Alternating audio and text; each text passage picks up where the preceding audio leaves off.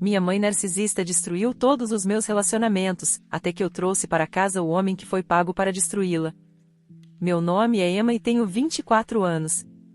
Se você olhasse para minha mãe, Patrícia, jamais diria que ela tem 52.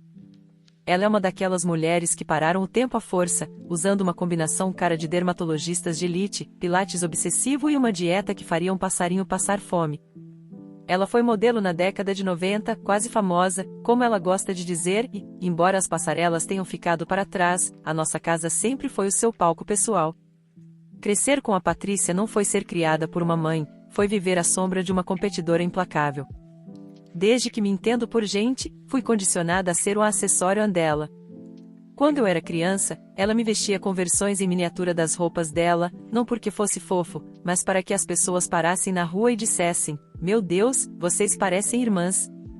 Esse era o alimento dela. A minha existência servia apenas para validar a juventude dela. Mas as coisas ficaram sinistras quando entrei na adolescência e comecei a desenvolver minha própria identidade, inevitavelmente, minha vida amorosa. Foi quando percebi que minha mãe não queria apenas ser admirada, ela queria ser a escolhida sempre. Não importava quem estivesse na sala. A primeira vez que aconteceu de forma flagrante foi no meu baile de formatura. O meu par, um garoto doce chamado Lucas, veio me buscar. Eu estava no andar de cima, terminando de arrumar o cabelo, sentindo-me bonita pela primeira vez em meses. Quando desci as escadas, encontrei a Patrícia na sala. Ela não estava usando a roupa de mãe. Ela estava com um vestido de seda champanhe, com um decote profundo nas costas, servindo limonada para o Lucas e rindo daquele jeito tilintante e ensaiado que ela usava para encantar investidores ou garçons bonitos. Lucas estava hipnotizado. Durante as fotos, ela acidentalmente se posicionava entre nós ou colocava a mão no peito dele enquanto ria de uma piada sem graça. Naquela noite, Lucas passou metade do baile falando sobre como minha mãe era legal e conservada. Nós terminamos 2 semanas depois.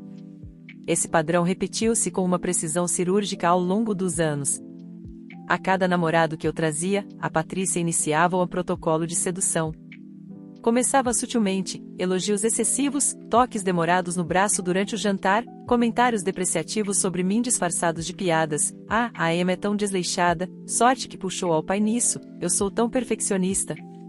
O ponto de ruptura aconteceu há 3 meses, com o Tyler. Tyler era professor, gentil, paciente, honestamente, a melhor pessoa que eu já tinha conhecido. Eu protegi o Tyler da minha mãe por 4 meses. Escondi-o como um segredo de Estado. Mas, eventualmente, a pressão familiar para o jantar de domingo tornou-se insuportável. Levei o Tyler para casa. O cenário estava montado. Minha mãe abriu a porta usando um vestido vermelho justo que parecia pintado no corpo. O perfume dela, uma mistura pesada de jasmim e almíscar, invadiu o ambiente. Durante o jantar, ela ignorou meu pai, que, como sempre, comia em silêncio, derrotado por anos de castração emocional, e focou o laser no Tyler. Ela perguntava sobre os sonhos dele, inclinando-se sobre a mesa de forma que o decote ficasse em evidência. Quando Tyler mencionou que gostava de vinhos, ela insistiu em levá-lo à adega no porão para escolherem algo especial, deixando-me sozinha na mesa com meu pai e minha humilhação. Eles demoraram 20 minutos.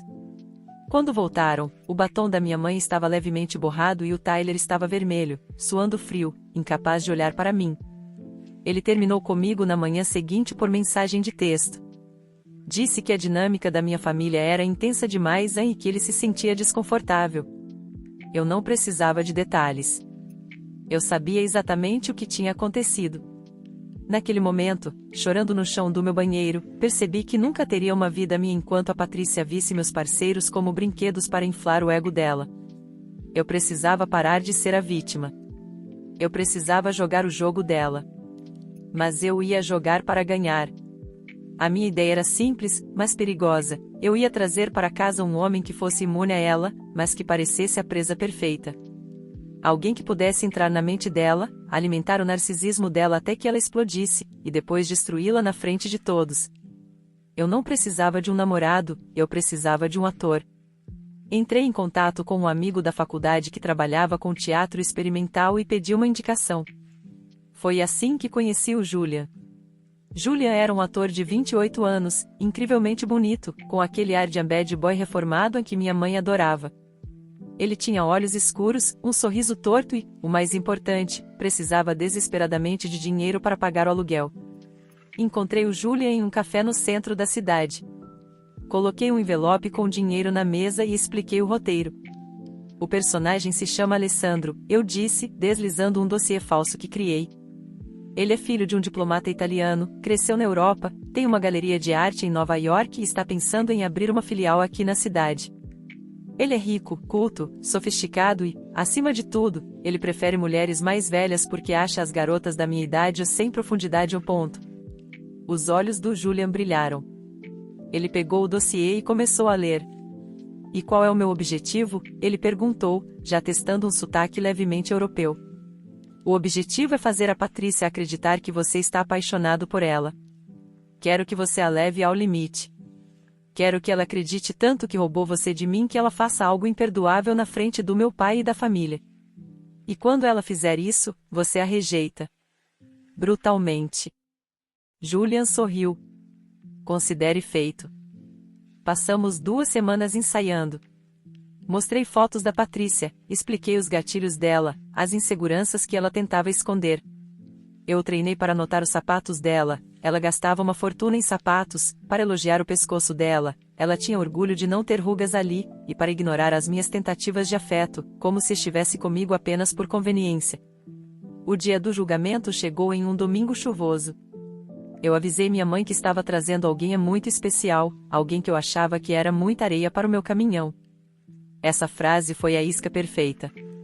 A ideia de que eu estava com alguém que eu não merecia ativou o instinto predatório dela instantaneamente. Quando chegamos, a casa estava impecável. Velas acesas, jazz tocando suavemente ao fundo.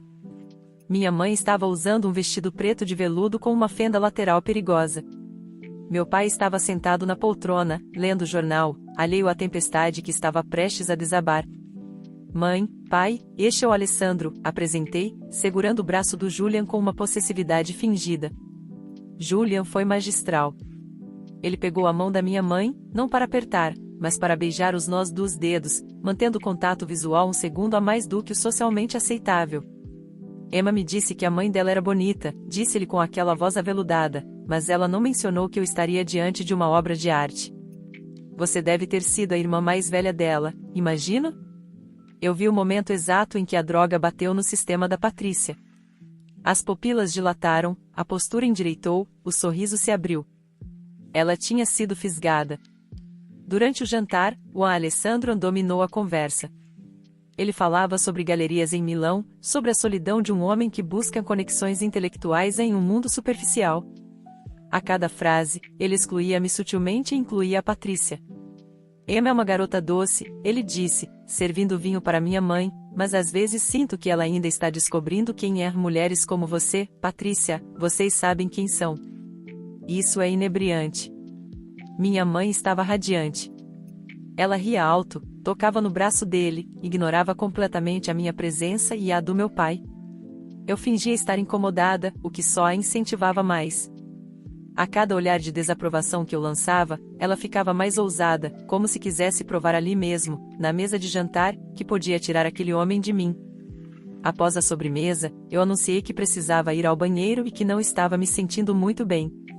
Alessandro, você pode me ajudar a pegar um copo d'água na cozinha? Pedi. Minha mãe interceptou imediatamente. Deixe que ele fique aqui terminando o vinho, querida.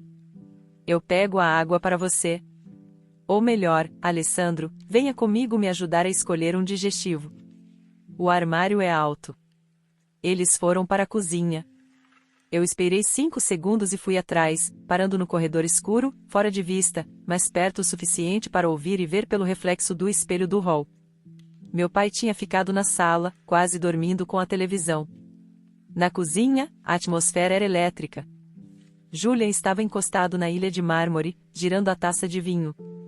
Minha mãe estava perigosamente perto dele. Você é muito sofisticado para minha filha, sabe disso, não sabe? A voz dela era um sussurro rouco. A Emma é simples. Ela não saberia apreciar um homem com a sua vivência. E quem saberia apreciar, Patrícia? Julian perguntou, seguindo o roteiro. Alguém que já viveu. Alguém que tem fogo. Ela colocou a mão no peito dele, subindo lentamente até o pescoço. Eu vejo como você me olha, Alessandro. Eu sei que você não está aqui por causa dela. Era isso. A confissão. A tentativa ativa de traição debaixo do próprio teto, com a filha a metros de distância e o marido na sala ao lado. Eu entrei na cozinha. Não gritando, não chorando, mas batendo palmas lentamente. Bravo, mãe. Realmente, uma performance digna dos seus dias de glória. Minha mãe pulou para trás, assustada, mas logo recuperou a compostura. Emma. Que falta de educação é essa de espionar? Eu estava apenas tendo uma conversa adulta com o seu namorado, já que você claramente não consegue entretê-lo. Julian desencostou da bancada. A expressão de adoração desapareceu do rosto dele, substituída por um tédio frio e calculado. Ele tirou a mão dela do ombro dele como se fosse um inseto. Na verdade, Patrícia, disse Julian, agora usando sua voz normal, sem o sotaque, a conversa estava ficando um pouco patética. Minha mãe congelou. O quê? Do que você está falando? Meu nome é Julian. Sou ator. E fui contratado pela sua filha para ver quanto tempo demorava para você tentar dormir com o namorado dela. Ele olhou para o relógio de pulso. 45 minutos. Novo recorde, Emma? O silêncio que se seguiu foi ensurdecedor. O rosto da minha mãe passou por uma metamorfose, de choque para confusão, e depois para uma raiva vermelha e pura. Isso é ridículo. Emma, você é doente. Contratar alguém para me humilhar na minha própria casa?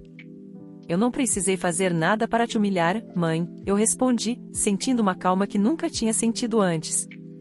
Você fez tudo sozinha. Você se jogou em cima dele. Você menosprezou a sua filha. Você desrespeitou meu pai. E a pior parte? Você nem gostava dele. Você só queria ganhar de mim. Meu pai apareceu na porta da cozinha, atraído pela comoção. Ele olhou para minha mãe, para o Julian, e depois para mim. Pela primeira vez em anos, vi algo nos olhos dele que não era resignação. Era desgosto.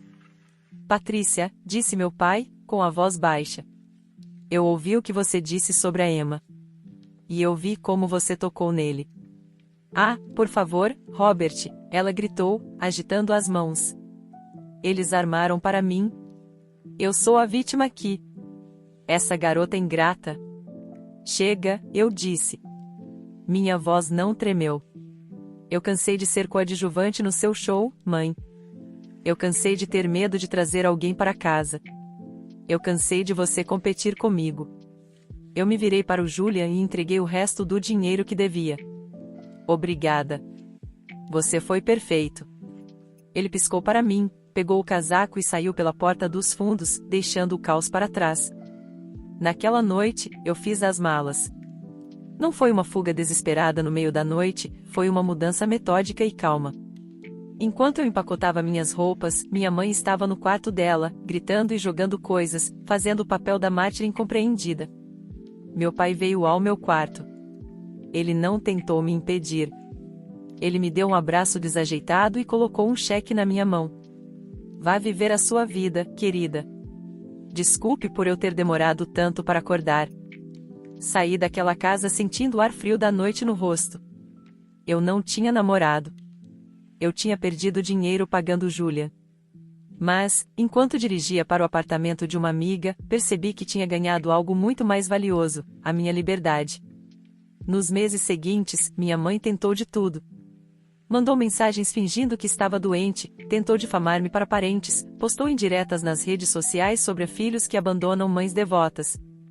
Eu bloqueei tudo. Não sinto raiva mais, apenas pena.